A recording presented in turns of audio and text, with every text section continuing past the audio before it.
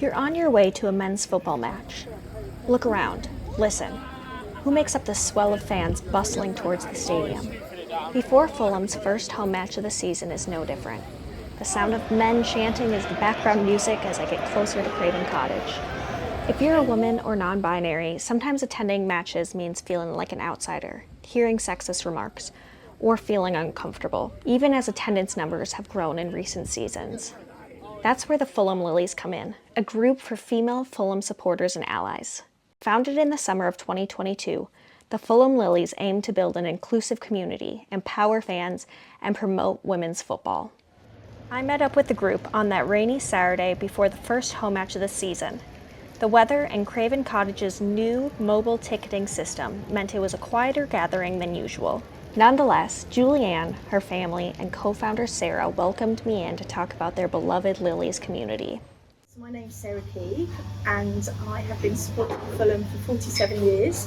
The Fulham Lillies came about because I noticed that there had been a bit of an increase in sexism and misogyny after the pandemic. So I put myself forward to join the Fulham Supporters Trust, and I got onto their board.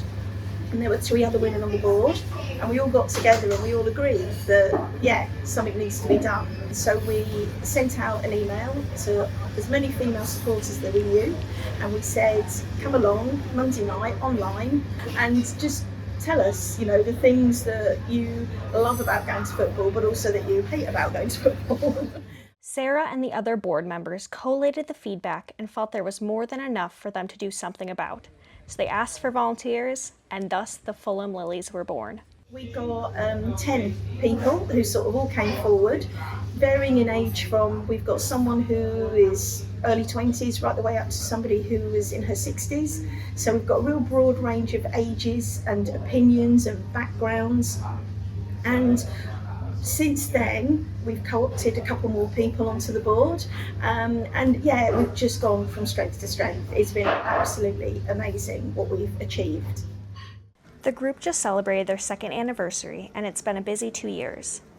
They've successfully influenced the club to introduce women's fit jerseys, offer sanitary products in the toilets at the stadium, lobbied the club to allow some women's games to be played at the cottage, and they were able to purchase a pair of season tickets after player Joe Bryan kindly donated £3,000 to the group when he left the club in 2023.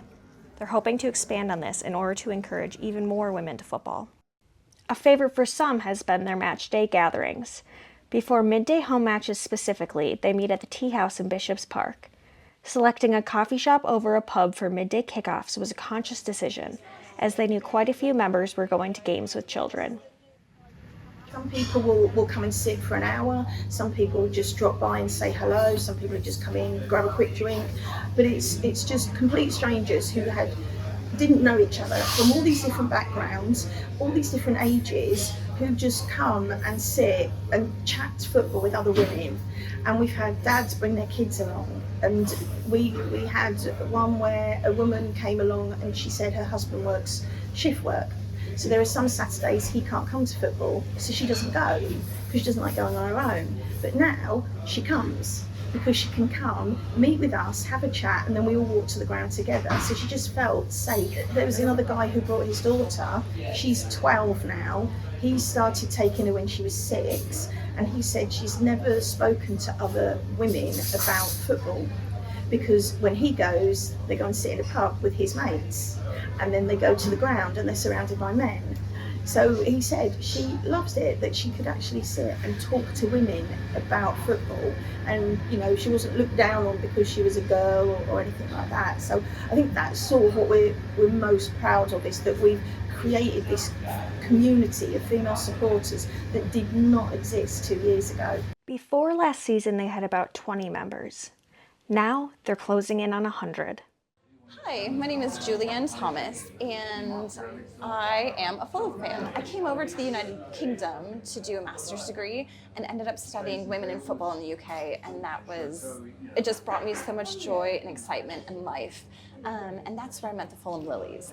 And I met Sarah actually in this very tea house, and we sat in the back table and just talked about women's experiences in fandom and how they differed from what I had experienced in the United States growing up as a football fan. And they immediately welcomed me in, and I became one of their own, and it has just been an exciting journey. Even just walking up today, as I was walking up, I immediately saw 2 Fulham Lillies, and it was exciting because it's a community. It's this social network that I have here. It's more than just football. Yes, it's a lot of football. Yes, we know our players. Yes, we know our stats.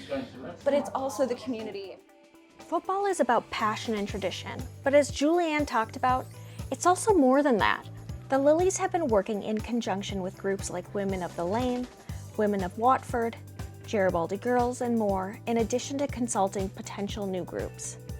They're all fighting for the same mission: making football a more welcoming and positive experience for all.